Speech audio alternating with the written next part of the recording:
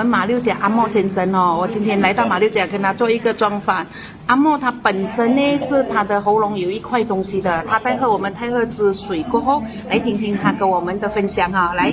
我来喷嘛，喷没有几久啊，就多功哦，就吐那个痰哦，吐了，我再吐完就那个胃的血管爆啊，吐血哦，吐3次哦，吐3次的血啦。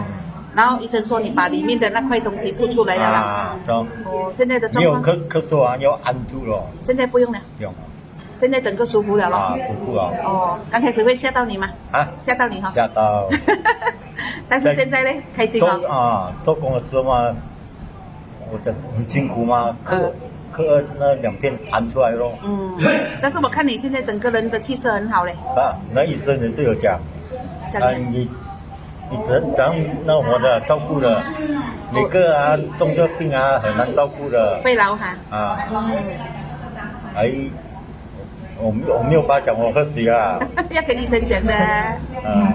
所以你这个咳的这个东西把那个肮脏吐出来了哈。吐出来哦。所以你没有就讲了。那医生也是称赞哈。越来会越好的哦。把这个好消息传达给大家知道。OK 啊。OK。谢谢你。